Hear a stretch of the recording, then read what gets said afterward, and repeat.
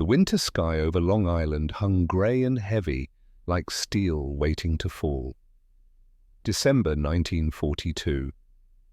The war had already swallowed Europe and was reaching across 2 oceans with hungry hands.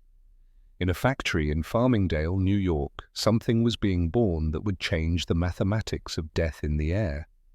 Robert Garrison stood 20 years old and farm boy lean, staring at the machine that would either save his life or end it. The P-47 Thunderbolt sat on the factory floor like a sleeping predator.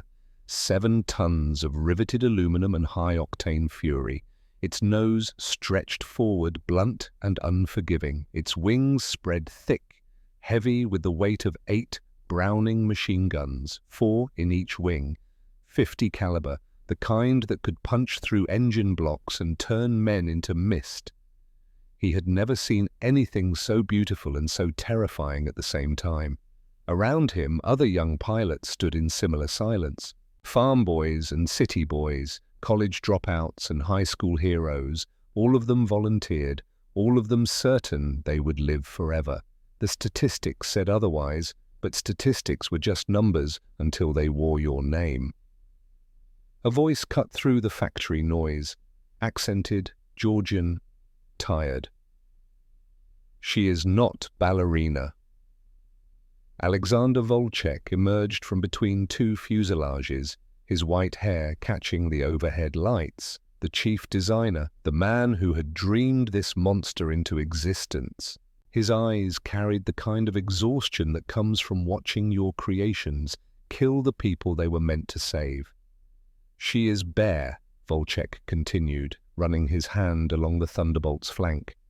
Big, strong, not pretty, but she survives, and if you respect her, she brings you home. He paused at the wing, tapped one of the gun ports. If you do not respect her, she kills you before the enemy gets the chance. The factory fell quiet except for the hiss of welding torches and the pneumatic gasp of rivet guns. Volchek looked at each young face in turn. Rob felt those tired eyes settle on him for a moment, measuring, wondering. Then Volchek walked away, leaving them alone with the machine. The instructor's name was Captain Marcus Thorne. He had a scar that ran from his left eye to his jaw, a souvenir from a German 20mm cannon shell that had shattered his canopy over France. The scar pulled his mouth into a permanent half-frown. When he spoke, his voice carried no warmth and no comfort. "Gentlemen," he said, standing before 36 pilots in the briefing room. "This aircraft has killed 47 pilots in training, 47 American boys who never saw a German fighter, never heard a shot fired in anger. They died learning to fly the machine that was supposed to keep them alive." He let that sink in. Rob felt his breakfast turn to lead in his stomach. "You will learn 3 things or you will die. First, the P-47 is not forgiving. It weighs 3 tons more than a Spitfire. It has more engine torque than any fighter in American service. On takeoff, it will try to kill you. It will pull left so hard your arms will shake. If you do not correct, you will cartwheel across the runway and burn." Thorne clicked to the next slide. A photograph. Wreckage. A tail section pointing at the sky. The rest of the aircraft was unrecognizable. Second, the P-47 dives faster than any fighter ever built. In a dive, you will reach speeds that make the controls freeze. Your stick will feel like it's set in concrete. If you panic, you will pull too hard and rip the wings off. If you don't pull at all, you will auger into the earth at 600 miles per hour. There will not be enough left of you to send home. Another slide. More wreckage. This time, just a crater. Third, the P-47 has the most powerful engine ever put in a fighter. The R2800 Double Wasp, 18 cylinders, 2,000 horsepower, turbocharged. At 30,000 feet, where German engines gasp for air, yours will still roar. But that power comes with a price. The torque on takeoff, the weight in a turn, the speed in a dive. You will master these things or they will kill you. Thorne turned off the projector. The room stayed dark. Training begins tomorrow. Half of you will wash out. Of those who remain, some of you will die before you ever see combat. Those are not predictions, they are statistics. He walked to the door, paused, looked back. Don't be a statistic. January froze New York solid. The P-47 sat on the ramp like a herd of metal beasts, their propellers still, their guns empty. Rob stood before his assigned aircraft, number 64, and felt his heart hammering against his ribs. His first takeoff, he climbed into the cockpit. The seat was hard and the space was cramped and everything smelled like oil and hydraulic fluid and fear. The control stick felt thick in his hand.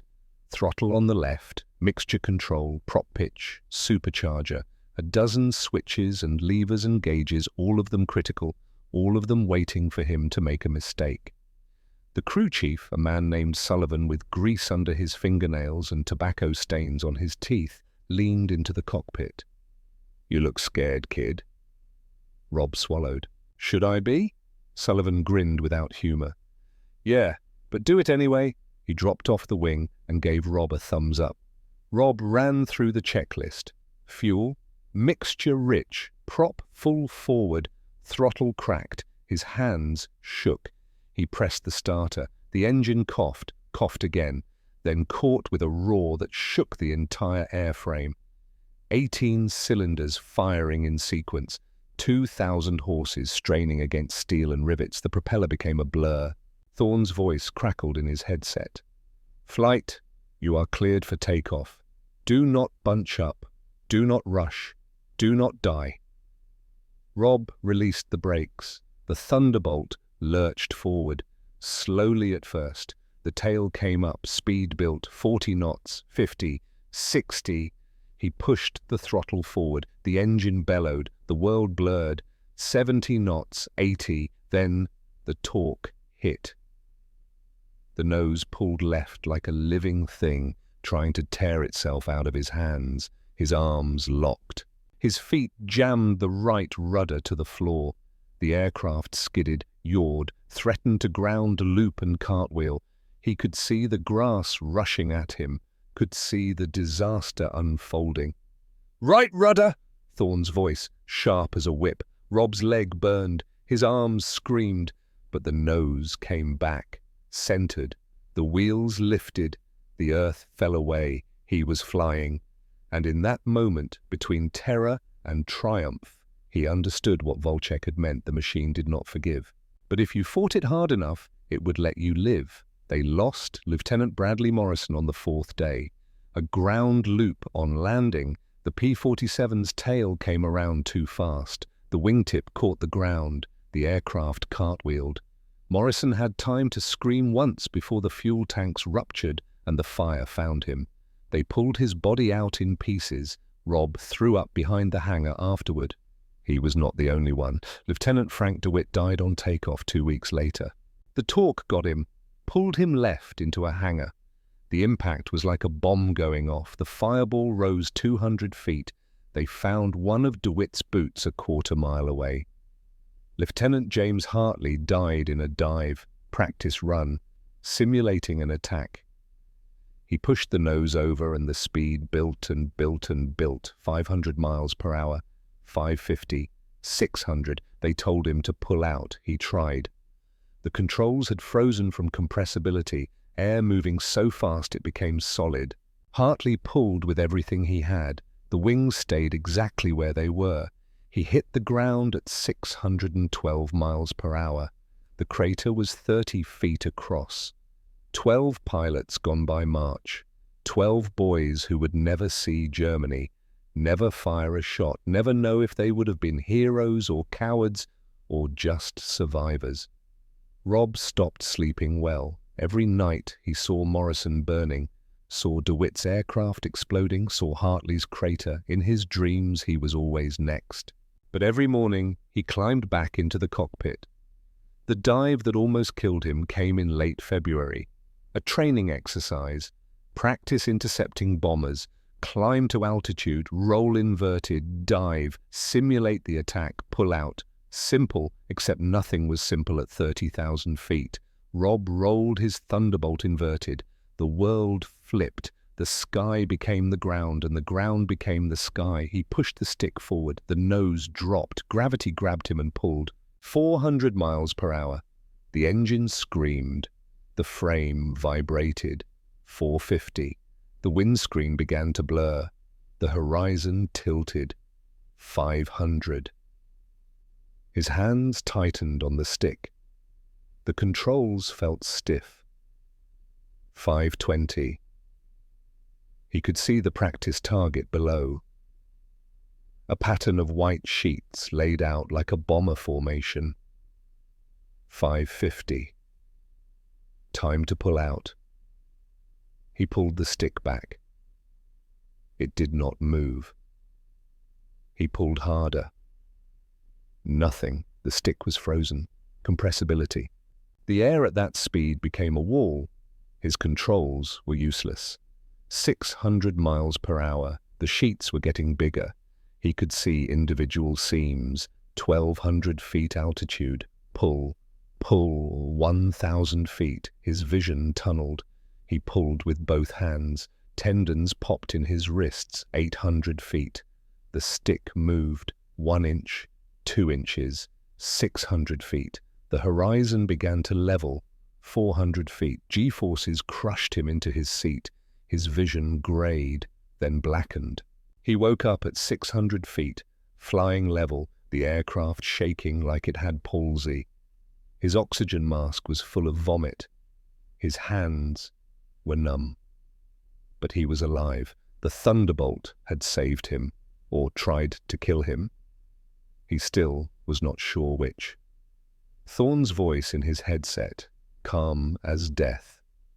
Garrison, you just learned what happens when you wait too long. Don't do it again. Rob keyed his mic with shaking hands. Yes, sir. That night he wrote a letter to his mother he would never send. The paper stayed blank except for 4 words, I am so afraid.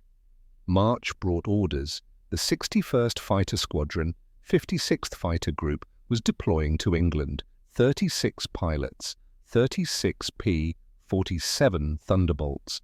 Their job, escort the bombers deep into Germany and keep the Luftwaffe from tearing them apart.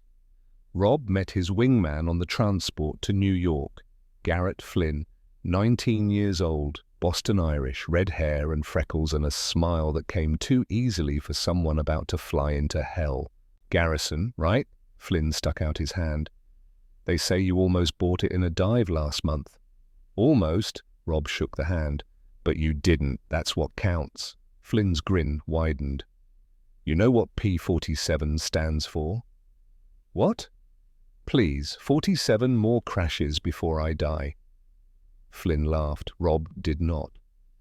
The squadron commander was waiting at the airfield, Major Hubert Rains, 42 years old, graying at the temples, eyes like a hunting hawk. They said he had flown in the last war. They said he never lost a wingman. They said a lot of things. Rains stood before them in the briefing room and did not waste words. Gentlemen, the Luftwaffe has been killing our bombers at a rate of 10% per mission. That is unsustainable. Our job is to stop them. The P-47 is the tool we have been given. It is not the tool we wanted. It is heavy. It is not agile. The Germans will mock you for flying it. Let them. He clicked to a slide, a graph, kill ratios. The numbers were bad. For the last 2 months, we have been losing more P-47s than we have been shooting down German fighters. This will change, not because the aircraft will change, because we will change how we use it. Another slide, altitude profiles, energy management diagrams, attack geometries. Forget everything you know about dogfighting. The P-47 does not dogfight. It does not turn with the enemy. It climbs above the enemy. It dives on the enemy. It kills the enemy. Then it climbs back up and does it again. This is not graceful. This is not chivalrous. This is industrial killing, and it is how we will win. Rob felt something shift in his chest. Not confidence, not courage, just understanding. The machine was not built for elegance, it was built for murder. And he was the one who would pull the trigger. April 8th, 1943. The sky over the English Channel was the color of old steel. 24 P-47. Thunderbolts crossed the coast of France in tight formation, their wings heavy with fuel and ammunition. Below them, 36 B-17 flying fortresses droned toward the coast, their bomb bays full, their crews praying. Rob's hands gripped the control stick so tightly his knuckles went white.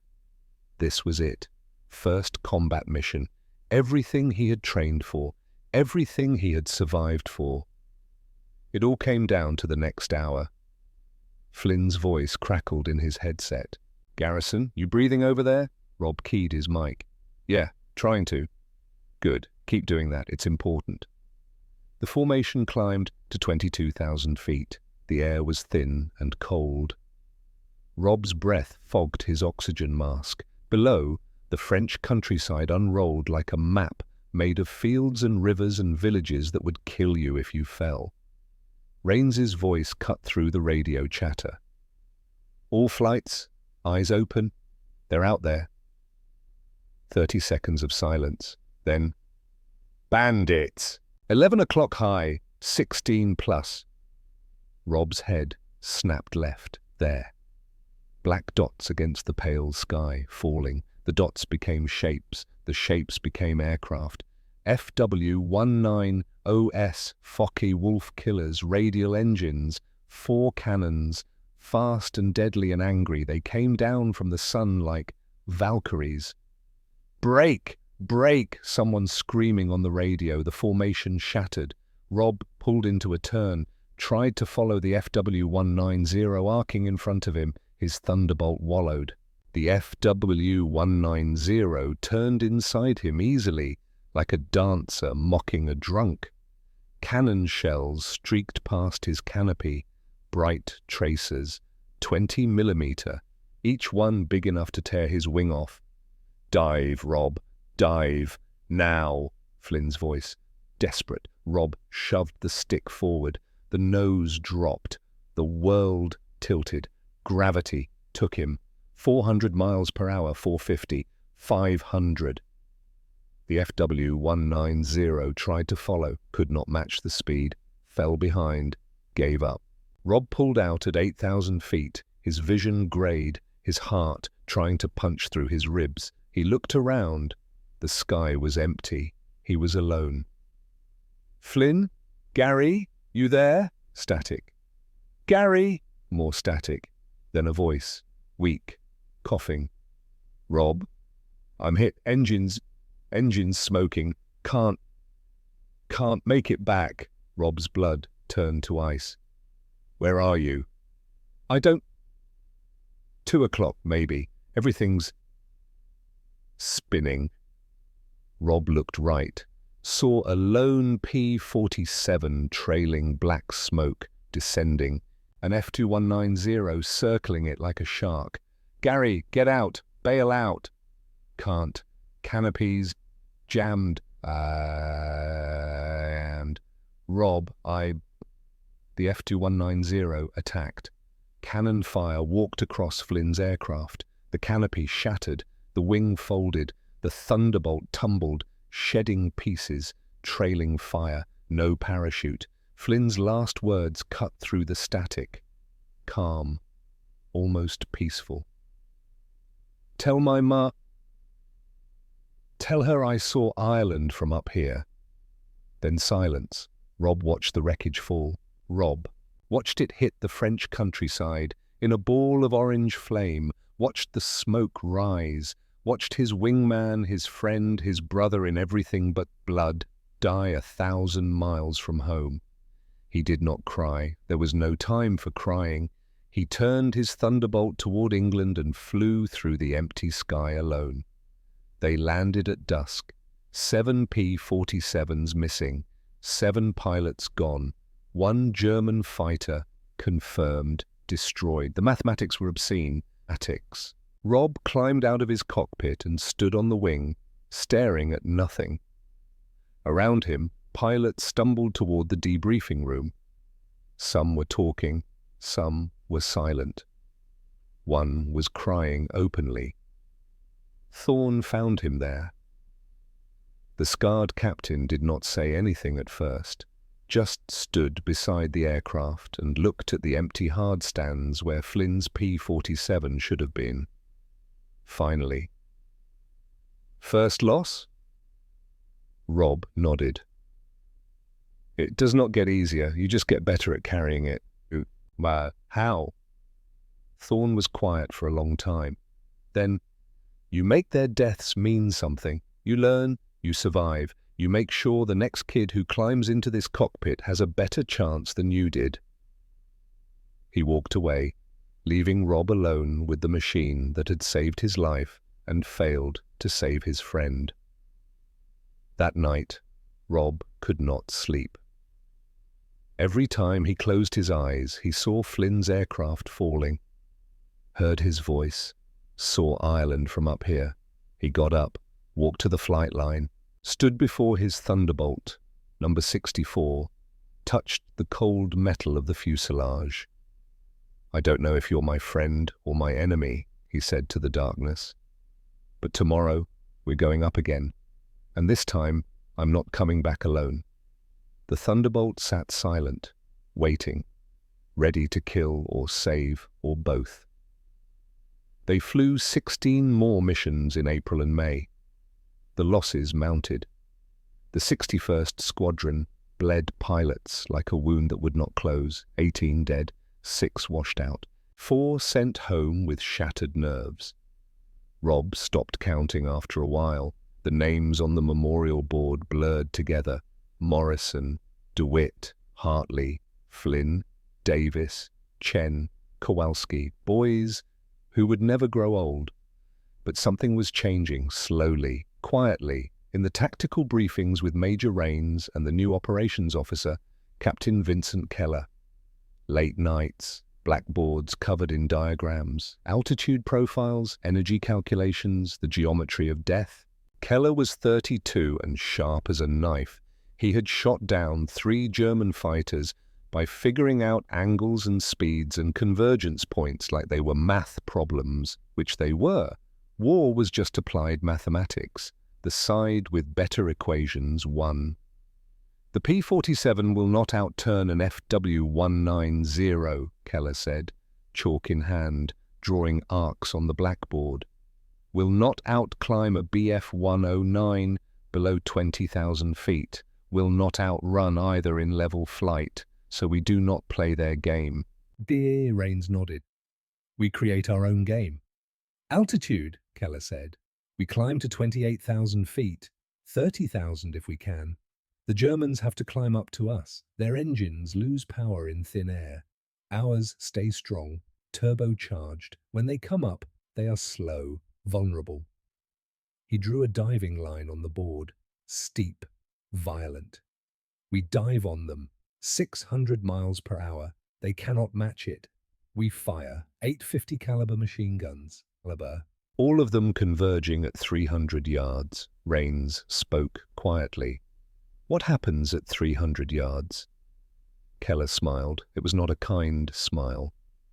"At 300 yards, 8 streams of 50 caliber fire converge into a sphere 6 feet across. 3,400 rounds per minute. 17 pounds of lead per second. Nothing survives that sphere. Not armor, not aircraft, not men." He turned to face the assembled pilots. Rob sat in the front row, listening, understanding. "We call it boom and zoom," Keller said. "Dive, shoot, climb back up, repeat. You do not chase, you do not turn, you execute, then you leave." Rains stood. "Gentlemen, this is not the war we imagined. This is not knights jousting in the sky. This is industrial killing, and starting tomorrow we are going to be very, very good at it." Rob felt something settle in his chest, not excitement, not fear, just cold, hard clarity. He knew what he was now, what the Thunderbolt was. What this war demanded: a hammer, waiting to fall. June 26, 1943. The sky over France was pale and infinite. Rob led a flight of 8 P-47s at 28,000 feet, so high the horizon curved, so high his breath came in gasps even through the oxygen mask. Below, 20 FW-19s were climbing to attack a formation of B-7s. Rob could see them, small, dark, rising slowly. Raines's voice was calm. "Thunderbolt lead, you are cleared to engage. Execute." Rob keyed his mic. "All flights. On my mark. Roll inverted. Dive to attack altitude. Do not chase. Do not linger. Kill and climb." He counted to 3. Then, mark. 8 P-47s rolled inverted. 8 noses dropped. 8 throttles went full forward. The dive, 400 miles per hour. Rob's Thunderbolt shook. The engine bellowed. 450. The FW-190s were getting bigger, larger. Individual aircraft now, 500. His gun sight settled on the leader. Dark paint, yellow nose, someone's pride and joy. 550. His hands tightened on the stick. His thumb found the trigger. 300 yards. He fired. 8 Browning. 2 machine guns erupted at once. The sound was not a roar. It was the sky tearing itself apart. 50 caliber rounds, each one half an inch across, each one moving at 2,900 feet per second. 8 streams converging into a sphere of industrial violence. The FW-190 did not explode. It came apart. The wings separated from the fuselage. The canopy shattered. The engine tore itself free of its mounts. Metal fragments filled the air like a cloud of knives. Where there had been an aircraft, there was debris. Where there had been a man, there was nothing at all. Rob pulled up. G-forces crushed him. His vision greyed. But he held the pull. The nose came up. The altimeter unwound backward. Climbing. Back to altitude. He looked around. 7 other FW-19s were falling, on fire, in pieces, tumbling. 45 seconds, 8 kills. The remaining Germans broke formation, fled, scattered. It was not a battle, it was an execution. But then the revenge came. Rob felt the impacts before he heard them. Thud, thud, thud, thud. His aircraft shuddered. The windscreen starred with cracks. Something hot whipped past his head. A lone FW-190 had come from below. Had gotten one burst off before fleeing. That burst had been enough. Rob looked at his instruments, oil pressure dropping, fuel gauge falling, engine temperature rising. He looked over his shoulder. Holes, dozens of them, wings, fuselage, tail. His Thunderbolt looked like someone had taken a sledgehammer to it. "Lead! You're smoking," one of his wingmen. "I see it." Rob's voice was steady. His hands were not. He turned toward England, 90 miles. The engine coughed. Black smoke poured from the cowling. The controls felt sloppy, disconnected. 80 miles. The engine coughed again, sputtered, kept running. 70 miles. Fuel gauge on empty. The gauge had to be broken. Had to be. 60 miles. He could see the English coast. White cliffs, green fields. 50 miles. The engine was screaming now, metal on metal. Something inside was tearing itself apart. The crew chief's words came back to him. "If you respect her, she brings you home." Rob spoke to the aircraft, out loud, in the empty cockpit. "Come on, girl, not much farther. You can make it. We can make it." The Thunderbolt flew on, bleeding fuel, burning oil, dying by degrees. 40 miles, 30 miles, 20 miles. The coast passed beneath him. He was over England. His engine seized. The propeller stopped, locked in place, silence except for the wind. He was gliding now, a 7-ton brick with wings. The airfield appeared ahead. Beautiful, green grass, white runway, home. Tower, this is Thunderbolt lead, declaring emergency, engine out, hydraulics failing, gear will not extend. Copy lead, foam is on the runway, you are cleared for emergency landing. Rob lined up, too high. He slipped the aircraft, dropped altitude, the runway grew, filled his windscreen, he pulled the nose up, stalled the aircraft 10 feet off the ground. It fell, belly first, hit the runway with a scream of tortured metal. Slid, slid, slid, then stopped. Silence. Rob sat in the cockpit, his hands were shaking, his breath came in gasps. He could not move. The crew chief appeared on the wing, Sullivan, the man with the tobacco-stained teeth. Man. Jesus Christ, Lieutenant, let's get you out of there. Rob climbed out, stood on the wing, looked at his aircraft. The mechanics were gathering, staring, pointing. One of them started counting. 10, 25, 50. Holy Mary, there's more. They counted for 20 minutes.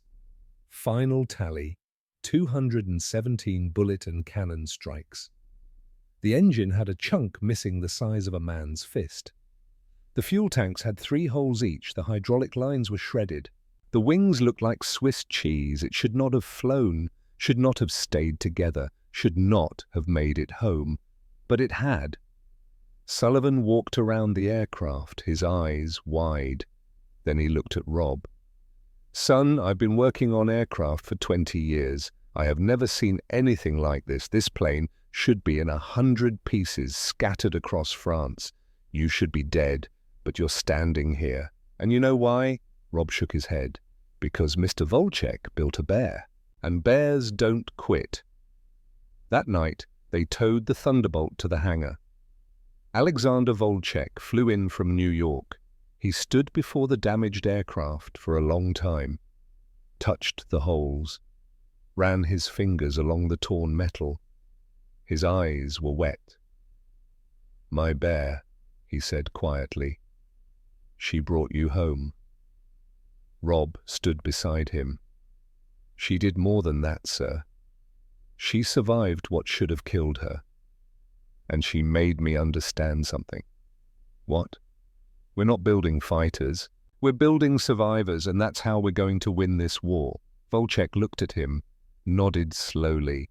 The intelligence report came in that night. Luftwaffe radio intercepts. A German pilot, call sign unknown, speaking to his base. They fell from the sky like hammers from God. We had no time, no warning, no chance. The Americans, they have learned something terrible. German command, explain. Long pause, then, they have learned how to kill us. Rob read the transcript in the debriefing room. Around him, the surviving pilots of the 61st Squadron sat silent. 24 had deployed, 18 remained. But something had changed. The fear was still there, the losses were still there. But now there was something else, understanding. They knew what they were flying. They knew what it could do. They knew what they had become. Not knights, not heroes, not aces, executioners, and the thunder was only beginning. The summer of 1943 brought a different kind of heat to the skies over Europe. It wasn't just the sun beating down through the canopy glass or the friction of air against metal at 500 miles per hour. It was the heat of a war turning, of momentum shifting like the tides Rob had never seen growing up in landlocked Montana. The briefing room at Halesworth felt different now. Gone were the nervous silences, the shuffling feet of men who didn't know if they'd see sunset. The pilots of the 61st Fighter Squadron carried themselves with something harder, not quite confidence, but the cold certainty of men who had survived what killed their friends and emerged with a terrible kind of knowledge. Rob sat in the front row, captain's bars still new on his shoulders, feeling the weight of 27 names on the memorial wall outside. Gary Flynn's name was third from the top. He could recite them all from memory, had written letters to most of their families. Some he'd sent, others sat in his footlocker, the ink faded from his sweat-soaked hands trying to find words that didn't exist. Major Hubert Rains stood at the front, pointer tapping against a grainy reconnaissance photograph blown up to poster size. The face staring back at them could have been carved from Prussian stone, sharp cheekbones, eyes like chips of winter sky, the Knight's Cross and oak leaves stark against the uniform collar. "Gentlemen," Rains began, his voice carrying that same calculating tone that had kept most of them alive this long. "Meet Hauptmann Hans-Joachim Reinhardt. 206 confirmed victories, Eastern and Western fronts, the Luftwaffe's highest-scoring pilot currently operating against us." The room absorbed this in silence. 206. The number sat in Rob's stomach like a stone. "Intelligence indicates he's taken personal command of JG-1's operations over northern France," Rains continued. "He shoots down an average of 4 aircraft per day when engaged. He's methodical, patient, and, according to prisoners we've interrogated, completely ruthless." Captain Vince Keller, sitting beside Rob, let out a low whistle. "4 a day. That's not a pilot, sir, that's a production line." "Exactly," Rains said, "which is why we're going to break the line." The mission came 3 days later, August 17th, 1943, a date Rob would remember for reasons that had nothing to do with the successful raid on Schweinfurt's ball-bearing plants. The 56th Fighter Group put up 72 P-47s that morning, the largest formation Rob had ever flown in. The sky seemed crowded with them, Thunderbolts stacked from 20,000 feet to 35,000, a vertical wall of American metal between the bombers and whatever the Luftwaffe could throw at them. Rob led his flight of 4 at 28,000 feet, the new altitude his home now. Up here the air was thin enough to see stars even in daylight if you knew where to look. The oxygen mask pressed cold against his face, each breath a conscious effort. His hands rested light on the stick and throttle, muscle memory from 100 flights keeping the P-47 in perfect formation. "Thunderbolt lead. This is Overwatch." The ground controller's voice crackled in his headset.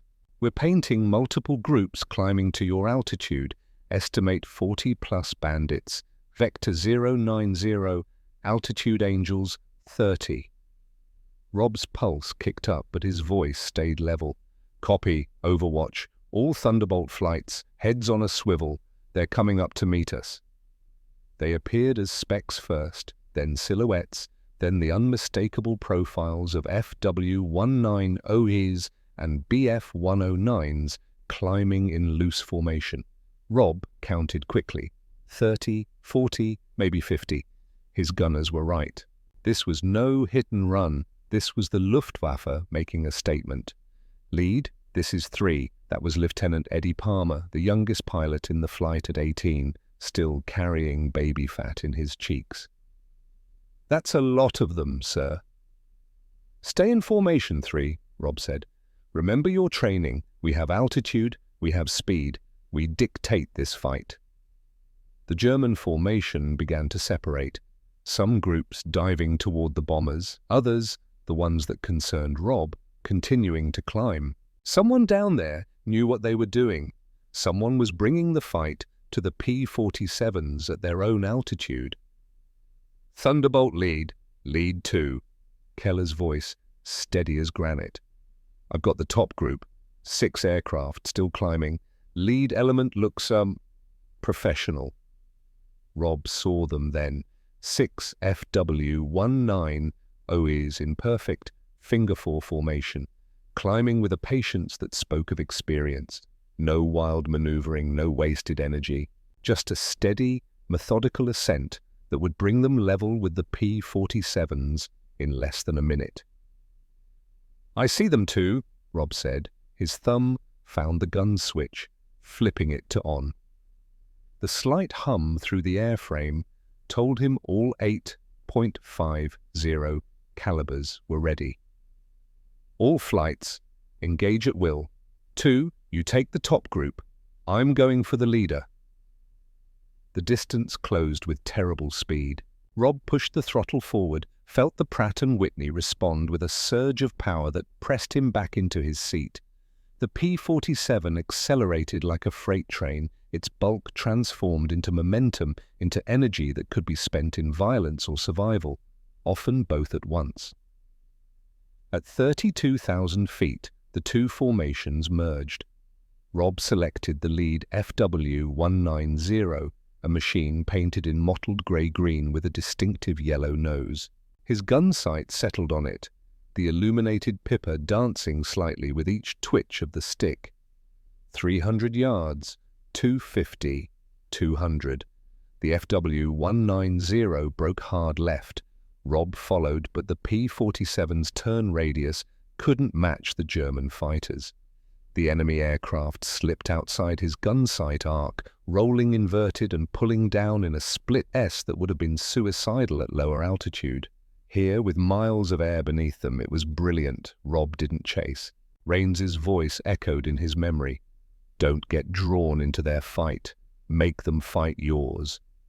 He pulled the stick back, climbing again, converting his speed into altitude. The P-47 clawed upward, turbocharged engine singing its peculiar song. 34,000. 35, 36.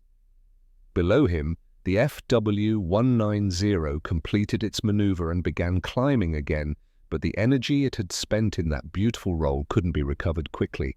Rob had the height advantage now.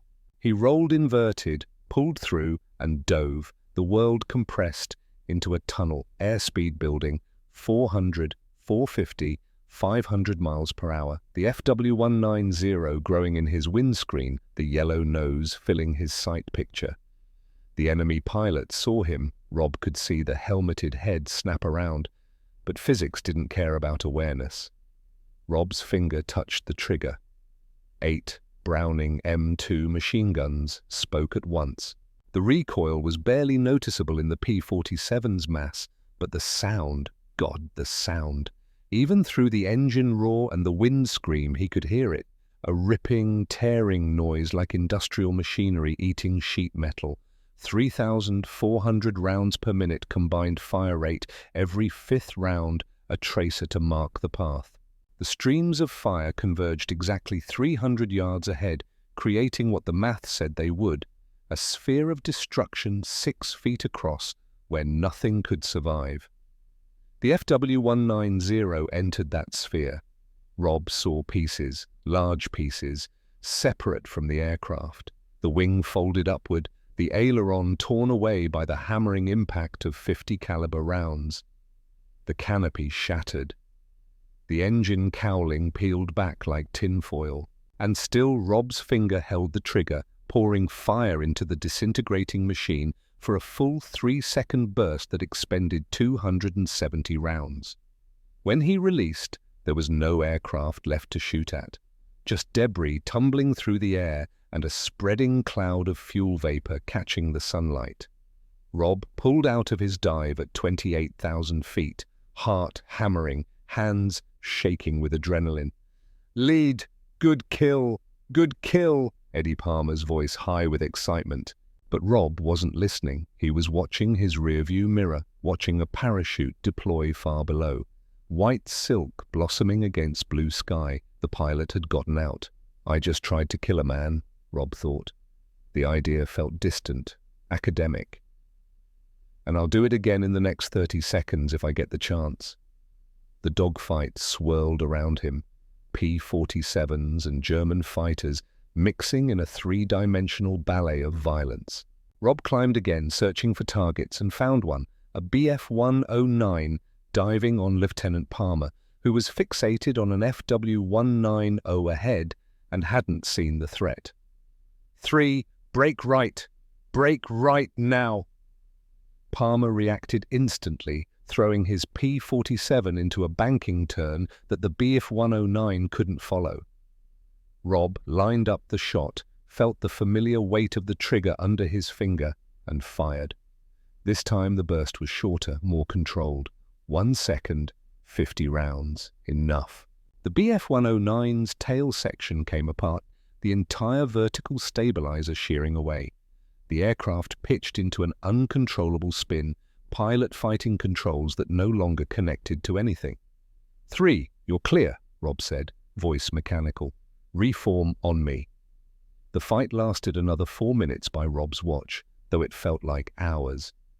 When the German aircraft finally disengaged and dove away, the sky belonged to the Americans. The bombers continued their run unmolested. The mission was a success. Rob counted his flight as they formed up for the return to England. 4 P-47s had gone in, 4 were coming back. For once he'd brought everyone home. But as they crossed the channel, Rob looked down at his gun camera footage counter. 2 kills confirmed. His total was now 9. Still just a number, he told himself, just a score to keep track of, like counting bales of hay back on the farm. Except Hay didn't have families, Hay didn't write letters home, Hay didn't bail out at 30,000 feet wondering if this was the day they'd die. The telegram arrived at 61st Squadron Headquarters on October the 9th, 1943. Rob was in the mess hall, forcing down powdered eggs that tasted like cardboard mixed with hope, when Rains walked in with a piece of paper in his hand and an expression Rob couldn't quite read. "Gentlemen," Rains said, and the room fell silent. "I've just received confirmation from intelligence. Yesterday, during the Marienburg raid, Hauptmann Hans-Joachim Reinhardt was killed in action." The silence held for another beat. Then someone in the back let out a whoop. Others joined in, a release of tension that had been building since August, when the name Reinhardt became synonymous with death from above. Rob set down his fork and waited for the feeling to come. Relief, satisfaction, something. But there was only the same cold emptiness that had settled in his chest after the first kill, the second, the 5th, now the 9th.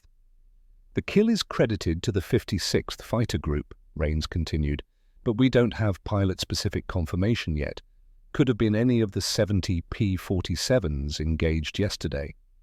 Or it could have been me," Rob thought.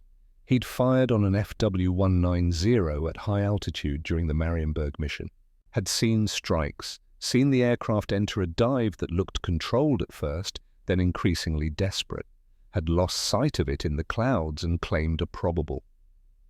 The gun camera footage had been too grainy to confirm. Now he'd never know for certain. After the briefing, Rob found himself walking to the flight line, boots crunching on gravel, the October wind carrying the smell of aviation fuel and English rain. His P-47 sat in its revetment, propeller still, waiting. The crew chief had painted 9 small swastikas below the canopy, 1 for each confirmed kill. He touched the fuselage, felt the cold aluminum under his palm. "Talking to her, sir?" The voice belonged to Sergeant Mike Torres, the crew chief, a short man from Texas with hands that could diagnose engine problems by sound alone. "Just thinking," Rob said. "About Reinhardt?" "Among other things." Torres pulled out a cigarette, offered one to Rob, who shook his head. The sergeant lit up, took a drag. 206 kills. Can you imagine? 206 men who didn't go home because of 1 pilot. "And now he's not going home either," Rob said. "That bother you, sir?" Rob considered the question. "I don't know what it does to me anymore, Sergeant. I just know I'm still here and he's not, and tomorrow I'll climb back in this airplane and do it again." "That's the job, sir." "Yeah," Rob said, that's the job." The job changed in November when the new P-47s arrived. Rob was in the cockpit of P-47 D-25, serial number 42-26641, running through pre-flight checks when he noticed the propeller. It was different, broader, with blades that looked like they'd been flattened out with a hammer. Where the standard prop was sleek and narrow, this one was wide and curved. Paddle blade propeller, Torres explained, climbing up on the wing. Just came out of Republic's factory. Supposed to give you better climb rate, better performance at altitude. Rob ran his hand along one blade. How much better? Test pilots are saying 30% improvement in climb, maybe more. 30%. Rob did the math in his head. That meant reaching 28,000 feet in 9 minutes instead of 12. It meant meeting German fighters at altitude instead of chasing them up. It means we're not just executing anymore, Rob said aloud. We're hunting. The first combat test came on November 26th, a fighter sweep over occupied France. Rob led 8 P-47s, all equipped with the new propellers, climbing hard from the moment they crossed the channel. At 5 minutes, they were at 20,000 feet, an altitude that used to take 7 minutes. At 8 minutes, 26,000. At 11 minutes, 32,000 feet, higher than Rob had ever taken a P-47, higher than most German fighters could operate effectively. Lead, this is Overwatch. Multiple bogies below you, Angels 24 heading northwest. Rob looked down and saw them. 6 Bf-109s, still climbing, still 2 miles below. All flights, maintain altitude, let them come to us. But the German fighters reached their ceiling around 28,000 feet, engines gasping for air, climb rate dropping to almost nothing. The P-47s cruised above them, turbocharged engines barely straining like eagles watching field mice. Thunderbolt lead to all flights, Rob said, feeling something cold and efficient settle over him. Pick your targets and execute. They fell like hammers from heaven. Rob selected the trailing Bf-109, dove from 6,000 feet above, built his speed to 520 miles per hour, and opened fire at 400 yards. The 8.50 calibers reached out like the fingers of an angry god. The Bf-109 never had a chance to react. One moment it was an aircraft. The next it was wreckage tumbling through the air. Rob pulled out, climbed back to altitude, and did it again, and again. In 12 minutes of combat, his flight shot down all 6 German fighters without loss. That night, in his bunk, Rob tried to sleep and couldn't. He kept seeing the Bf-109s, kept seeing them exactly as they'd looked in his gun sight, kept seeing the moment the 8 streams of fire converged and erased them from existence. He'd killed 3 men today. His total was now 15, officially an ace, twice over. The word felt meaningless. He pulled out his writing paper and tried to compose a letter to Gary Flynn's mother, something he'd been attempting for months. The pen hovered over the paper for 20 minutes before he gave up and put it away. What could he possibly say? Your son died so I could live long enough to become very good at killing? The truth, Rob was learning, had no place in letters home. June 5th, 1944. The briefing room was packed with every pilot the 56th Fighter Group could muster, over 100 men crowded into a space meant for 60.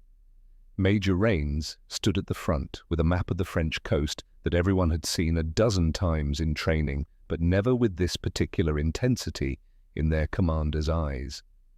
"Gentlemen," Rains said, and the room fell silent. "Tomorrow we invade Europe. Operation Overlord commences at 0630 hours. The 56th will provide air superiority over the landing beaches designated Utah and Omaha. We expect heavy Luftwaffe resistance." He paused, let that sink in. "Intelligence estimates they'll throw everything they have left at us. Every fighter, every bomber, every aircraft that can get airborne. Your job is to stop them. All of them. If a single German aircraft gets through to those beaches, thousands of American soldiers die." Rob sat in the front row, feeling the weight of 27 air kills and God knows how many ground kills pressing on his shoulders. Around him were pilots who'd been flying since April 43, and bright-faced replacements who'd arrived last week and didn't understand yet what their clean uniforms meant. He thought about Gary Flynn, who should have been here, about Lieutenant Morrison, Captain Thorne, all the names on the memorial wall. They'd died to get the 61st to this moment. Tomorrow would prove whether their deaths meant anything. The sky over Normandy at 0600 hours on June 6th was the most crowded Rob had ever seen. Below, the invasion fleet stretched to the horizon, thousands of ships laying down a bombardment that made the earth shake even at 20,000 feet. Above, stacked in layers like a deadly wedding cake, were formations of Allied aircraft. Fighters, fighter bombers, all orbiting in assigned zones, all waiting for the Luftwaffe to show. Rob led his flight of 4 at 25,000 feet, throttle set for endurance cruise, eyes scanning the eastern horizon. His wingman was Lieutenant Eddie Palmer, now 19 and somehow still alive after 8 months of combat. The kid had learned fast, learned hard, learned from watching better pilots die. Lead, this is Overwatch. Multiple groups inbound from the northeast. Estimate 40+ bandits, mixed types, Angels 22, and climbing. They're coming for the beaches. Finally. Rob's hand moved to the throttle. All Thunderbolt flights, this is lead. Bogies northeast, heading 270, maintain altitude and prepare to engage. The German aircraft appeared as dots against the morning sky, growing rapidly into the familiar silhouettes of FW-19, O-chairs and BF-109s. Rob counted quickly, 42 aircraft, split into 3 groups, all diving toward the invasion fleet where men were dying in the surf. Lead, they're not coming up to us, Palmer observed. They're going straight for the beaches. Then we go down to them. All flights, follow me. Rob rolled inverted and pulled through, diving toward the German formation. The P-47 accelerated like it had been waiting for this moment all morning. 400 miles per hour, 450, 500. The lead German group, 12 FW-19 O-chairs, saw them coming and tried to scatter. Too late. Rob picked the leftmost aircraft, let the gun sight settle and fired. 3-second burst. 270 rounds. The FW-19O's engine cowling disintegrated. The propeller flew off like a discus and the aircraft pitched into a spin. He pulled right, found another target, fired again. This one exploded, probably hit the fuel tank. Debris peppered his windscreen. Around him, the sky filled with tracers, smoke trails, falling aircraft. P-47S and German fighters mixed in a chaotic furball that spread across 10 miles of sky. Rob climbed, dove, fired, climbed again, the cycle becoming mechanical, instinctive. A BF-109 crossed his nose at 300 yards. 8 guns spoke. The Messerschmitt came apart. An FW-190 dove past, chasing a damaged P-47. Rob followed, firing, saw strikes, watched the German aircraft pull up streaming smoke and flame. Lead, I got one on my 6. I can't shake him. Palmer. Rob's head snapped around, found his wingman's P-47 with a BF-109 glued to its tail, cannon flashes strobing from its nose. Rob didn't think. Rolled hard left, pulled lead, fired from an impossible angle, mostly missed, but enough rounds connected. The BF-109 broke off, dove away, trailing coolant. 3. Get back in formation, now. Palmer's P-47 slotted back onto Rob's wing, the kids breathing harsh over the radio. The fight lasted 11 minutes by Rob's watch. When the German aircraft finally disengaged and fled east, they left behind 12 burning wrecks. The 56th Fighter Group lost 2 P-47s. Not a single German aircraft reached the beaches. The afternoon mission was different. No fighters to intercept, just ground targets. Rob's flight had been rearmed with 8 rockets under the wings in addition to the 8.50 calibers. The target was a German convoy moving up to reinforce the beach defences. 40 trucks, 6 half-tracks, 2 companies of infantry. They caught the convoy on a straight road between hedgerows, nowhere to run, nowhere to hide. "Lead is in hot," Rob said, and pushed over into his dive. The sight picture was different from air combat. Instead of another aircraft dancing in the gun sight, he saw trucks full of men, soldiers scrambling out, some running, some bringing up rifles and machine guns in futile defiance. He fired the rockets first. They streaked down on trails of smoke and hit the lead vehicles, detonating in orange fireballs that sent debris spinning through the air. Then, the 8.50 calibers. Rob held the trigger down for 5 seconds. 450 rounds of armor-piercing and incendiary ammunition sawing through metal, canvas, flesh. Trucks exploded, men fell, the road became a killing ground. He pulled up at 1,000 feet, hands steady on the controls, mind carefully blank. Palmer's attack, Keller's attack, the 4th P-47. By the time the flight finished its runs, the convoy wasn't a convoy anymore. Just burning wreckage and small figures running across open fields. Rob circled once, marking the destruction for the intelligence report. 37 vehicles destroyed, estimated casualties 200 plus, 200 men who woke up this morning and wouldn't see sunset. Good, some cold part of him thought. 200 who won't be shooting at our boys on the beaches. But later, back at base, eating dinner he couldn't taste, Rob's hands started shaking and wouldn't stop.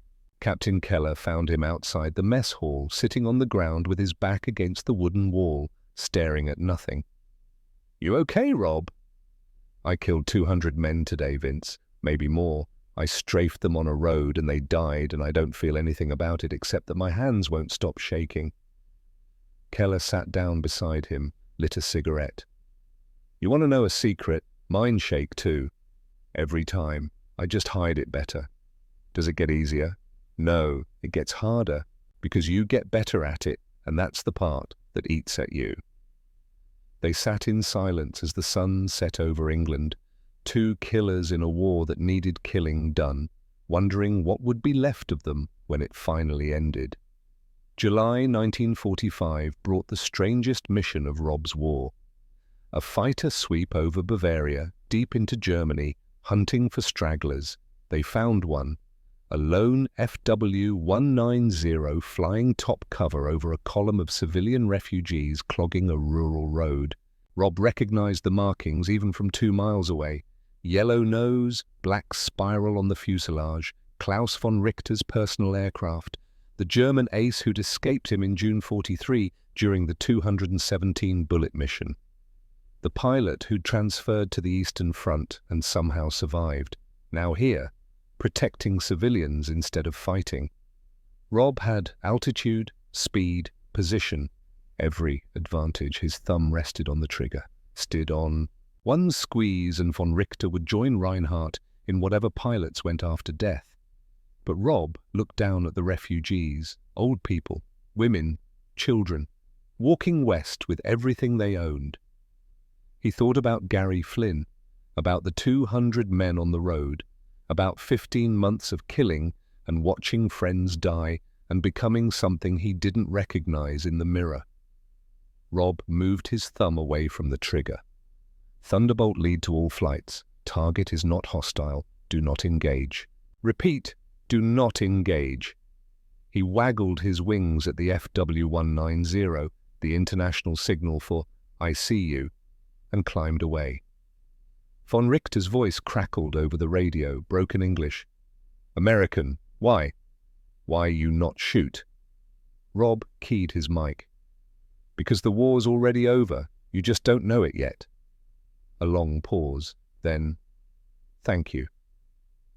That night, Rob wrote 2 letters, one to Gary Flynn's mother, finally finding the words after 2 years. The other to his own family, telling them he'd be home soon. He was 22 years old. He'd killed 37 men in air combat and hundreds on the ground. He'd survived when better men hadn't. And he'd chosen mercy when he could have chosen revenge. Maybe that meant something. Maybe it didn't. But it was enough to let him sleep that night without screaming himself awake. The thunder, for now, had quieted to distant rolling echoes. Tomorrow it might roar again. But tonight, Rob Garrison allowed himself to believe he was still human. December brought snow to Belgium and something worse to the men fighting there. Rob learned about it secondhand through radio chatter and desperate requests for air support that weather made impossible to fulfill. The German offensive had punched through American lines in the Ardennes, creating a bulge in the Allied front that gave the battle its name. For 7 days, the 56th Fighter Group sat grounded at Boxted Airfield, while fog and snow blanketed Europe from England to Germany. Rob spent those days pacing the operations room, listening to reports of American infantry being overrun, of entire divisions cut off and surrounded, of panzer columns rolling west like it was 1940 all over again. "We should be up there," he said for the dozenth time on December 22nd, staring out at the grey soup that passed for sky. "Our boys are dying, and we're sitting here with our thumbs up our—" "Major Garrison," Raines's voice cut through his frustration like a blade. "Sit down." Rob sat. Around him, the other pilots waited in various states of barely controlled agitation. Lieutenant Eddie Palmer sat in the corner, cleaning his pistol for the 3rd time that morning. Captain Keller chain-smoked by the window. 24 other men found their own ways to deal with helplessness. "Weather reconnaissance reports clearing skies tomorrow morning," Raines said, studying a meteorological chart. "If they're right, and that's a significant if, we fly at first light." "The mission?" someone asked. "Everything," Raines said simply. "Every aircraft we can put in the air, every pilot who can fly. We're going to break the German offensive or die trying." The room absorbed this in silence. Rob thought about the numbers. The 56th could probably launch 100 P-47s if they pushed it. Against how many German tanks, how many infantry, how many square miles of frozen Belgian forest where American soldiers were bleeding out in the snow? It wouldn't be enough. But it would have to be. December 23rd dawned clear and cold, the kind of crystalline winter morning that made every breath visible and turned aircraft metal cold enough to burn bare skin. Rob stood on the flight line at 0530 hours, watching his breath plume in the darkness, listening to the sound of 96 Pratt & Whitney R2800 engines being started in sequence. The roar was apocalyptic. His P-47, the 3rd aircraft to bear his name since that first plane was scrapped after the 217-bullet mission, sat in its revetment with 8 rockets under the wings and full ammunition for the 8.50 calibers. Sergeant Torres had painted the mission count on the fuselage: 127 combat missions, 37 kill markings, and something new, something Torres had added without asking, a small outline of Montana, the state Rob hadn't seen in 2 years. "She's ready, sir," Torres said, breath steaming. "Engines running sweet, guns bore-sighted this morning. You bring her back in one piece, and I'll buy the first round at the pub." "You've said that after the last 40 missions, Sergeant. And you've brought her back every time. Don't break the streak now." Rob climbed into the cockpit, settling into the familiar seat that had been molded to his body by hundreds of hours. The instrument panel glowed faintly in the pre-dawn darkness. He ran through the checks automatically, hands moving with muscle memory. Throttle, mixture, prop pitch, trim tabs, gun switches. The radio crackled. "All Thunderbolt flights, this is Overwatch. Target area is Bastogne sector. Grid coordinates will follow. Primary targets are armor and mechanized infantry. Rules of engagement: anything German, anything moving. Weather is clear over target area. Expected resistance: moderate to heavy ground fire, minimal air opposition, good hunting." Rob keyed his mic. Thunderbolt lead copies all. Flights, check in. One by one, the other flight leaders responded. 12 flights of 8 aircraft each. 96 P-47s about to unleash hell on the frozen forests of Belgium. Thunderbolt lead is rolling, Rob said, and released the brakes. They found the German column 15 miles southeast of Bastogne, strung out along a narrow road through dense woods. From 20,000 feet it looked like a child's toy collection, tiny trucks and tanks crawling through the snow, their tracks dark lines against white. Beautiful, almost peaceful. Rob knew better. Each of those toys was filled with men trying to kill Americans, men who would, if they reached Bastogne, overrun the surrounded paratroopers there and punch through to the Meuse River and maybe, just maybe, turn the entire war around. Not today.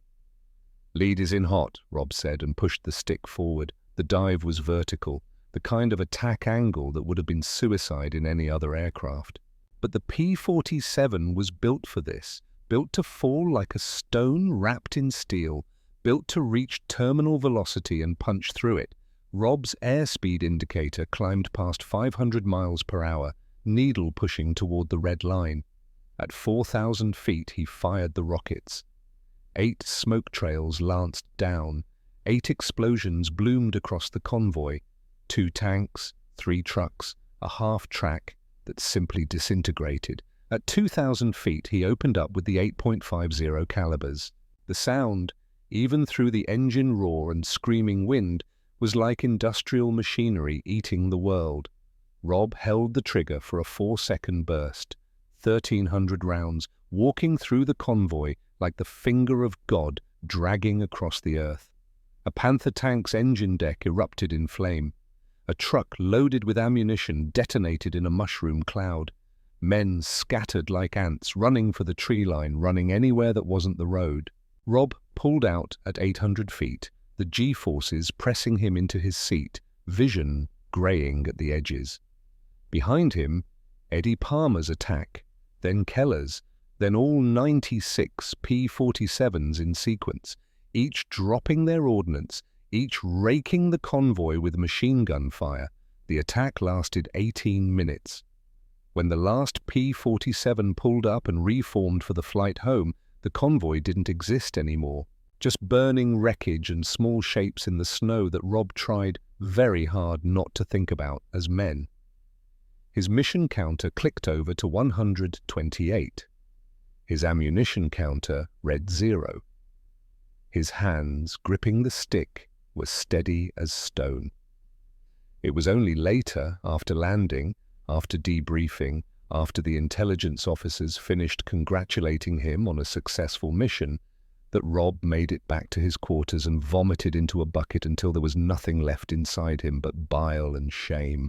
Captain Keller found him there, sitting on the floor of his quarters, back against the wall, staring at nothing. "How many?" Rob asked. His voice sounded distant, like it belonged to someone else. "Intelligence estimates 300 dead, maybe 400. 24 tanks destroyed, the entire column neutralized. I killed them, Vince. I dove on that convoy, and I held the trigger down and I killed... God, I don't even know how many. Dozens? 100? And all I felt while doing it was satisfaction that my aim was good." Keller sat down beside him, said nothing for a long moment. Outside, someone was celebrating, the sound of drunken singing drifting through the thin walls.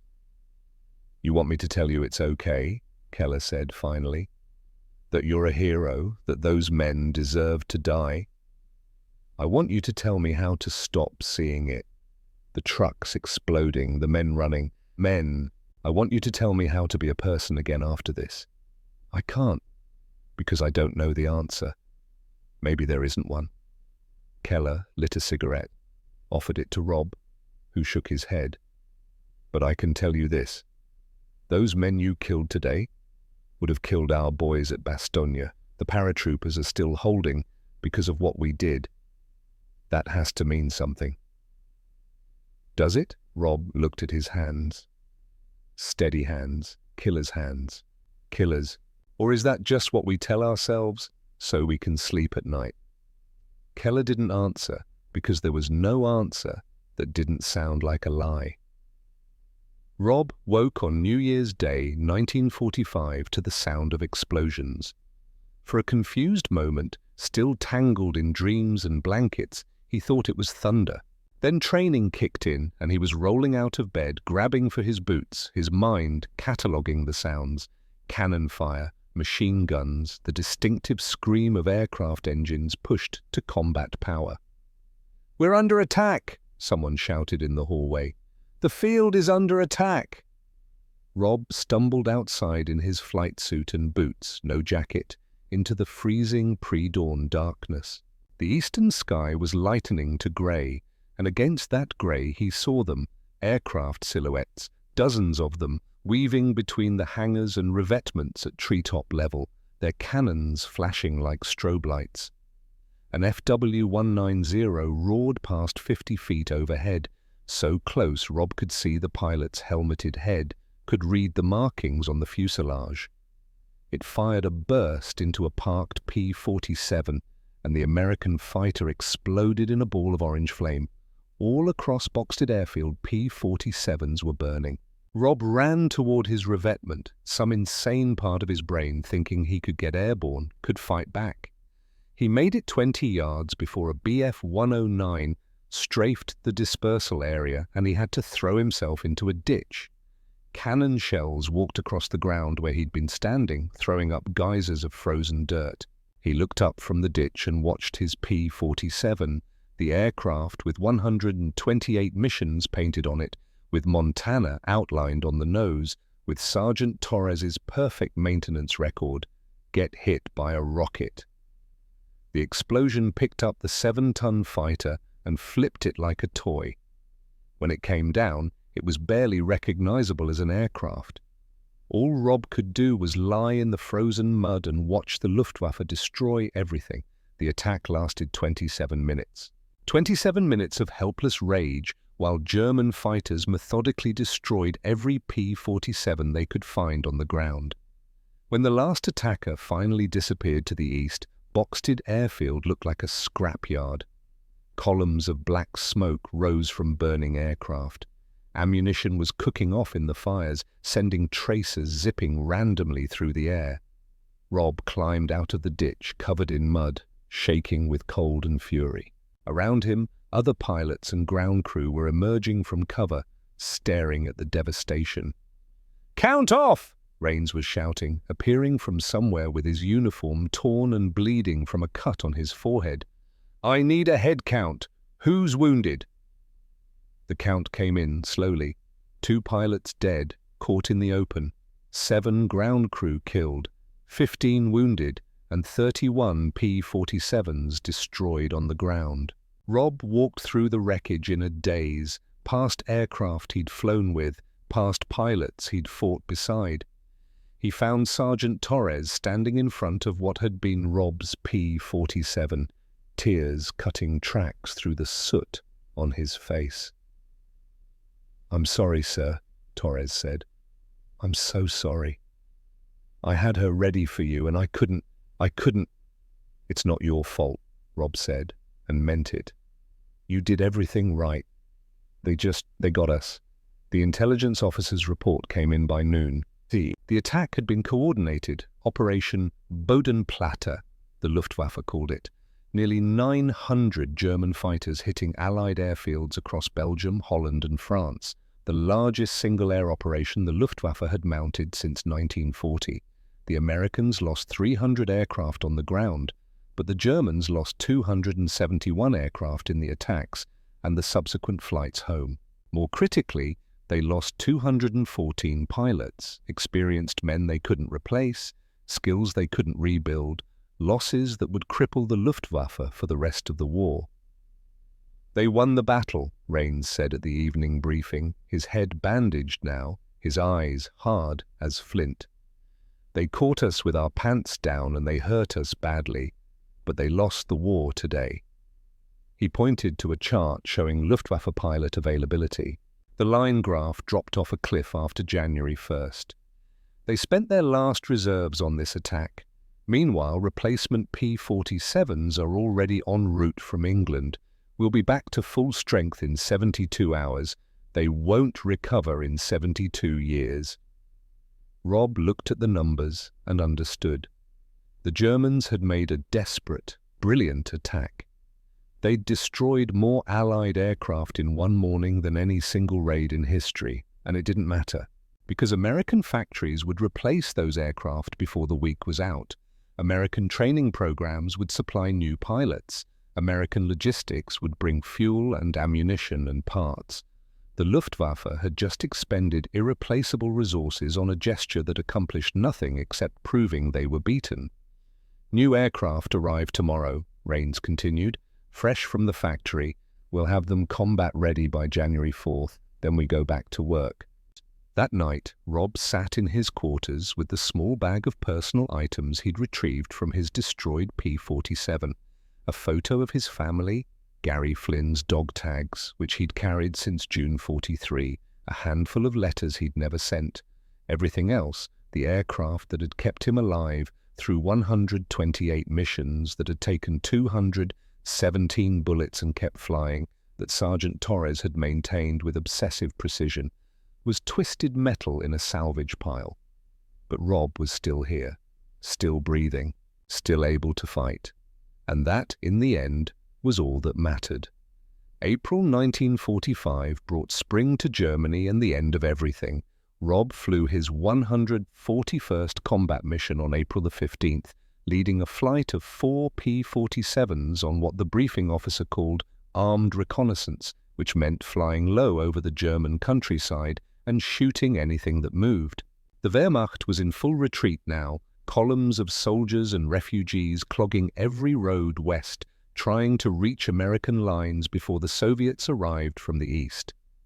They found one such column 20 miles southeast of Munich, 50 vehicles, military and civilian, mixed together, crawling along a rural highway.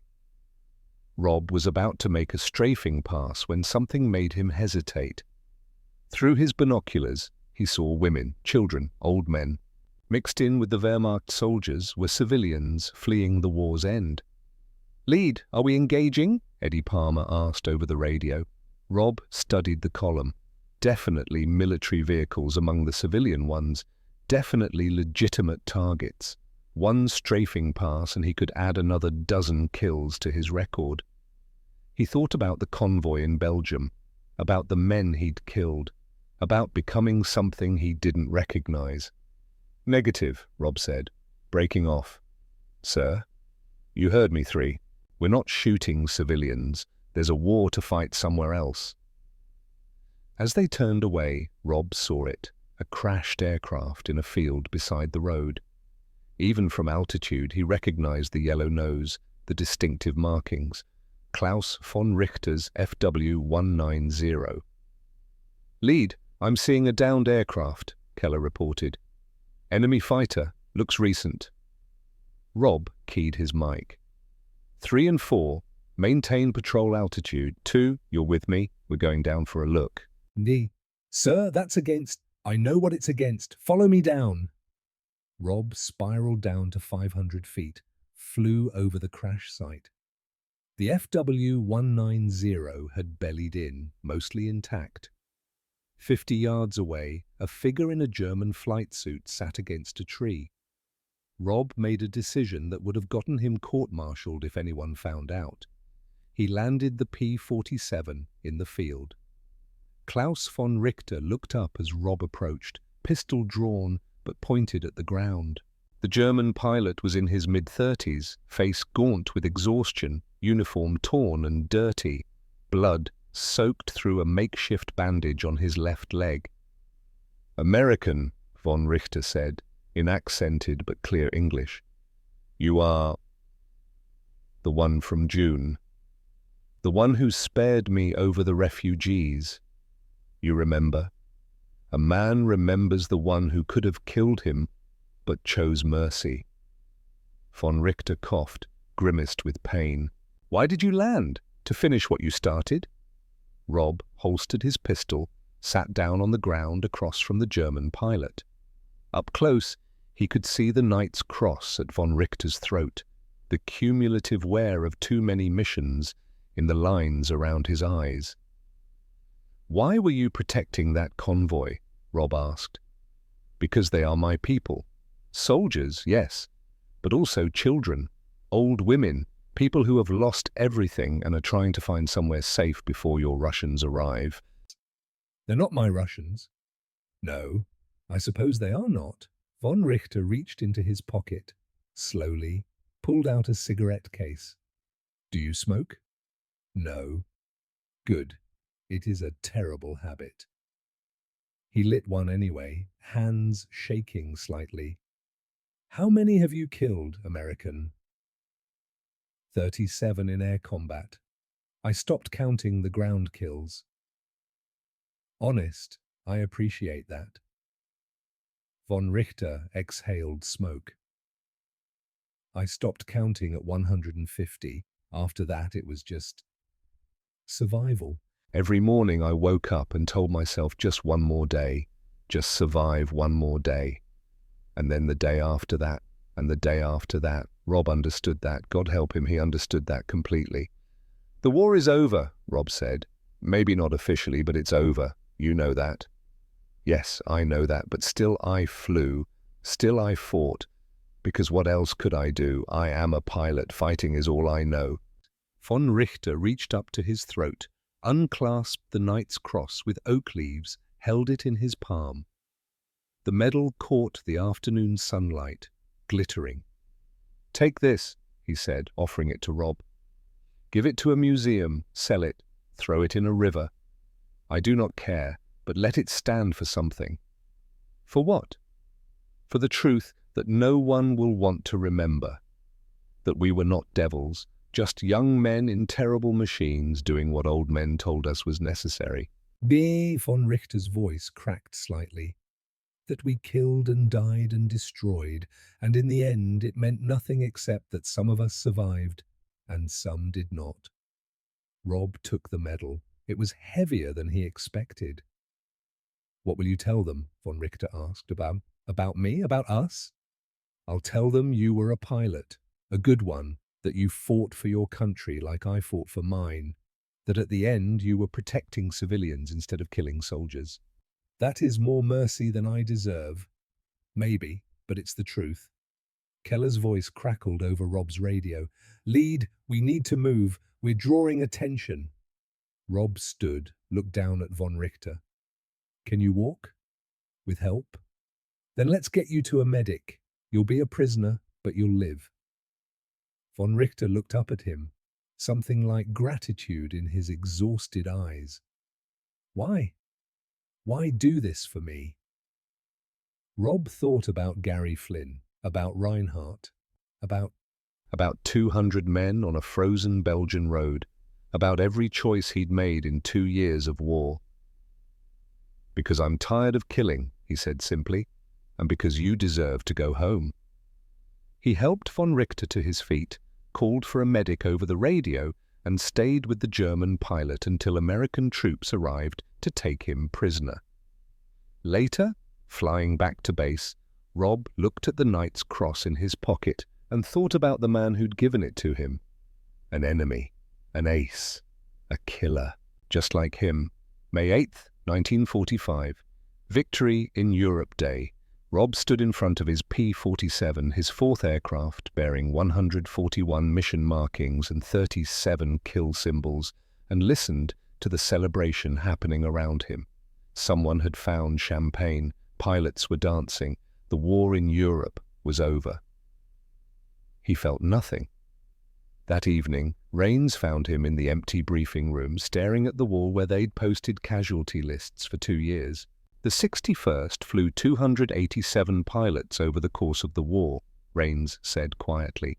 198 of them are dead. That's a 69% casualty rate.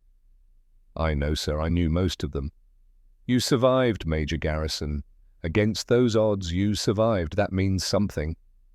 Does it, or does it just mean I was lucky and they weren't? Rains sat down, looked at the wall of names. I don't know, maybe both, maybe neither, but I know this, you did your job. You brought men home when you could. You killed the enemy when you had to.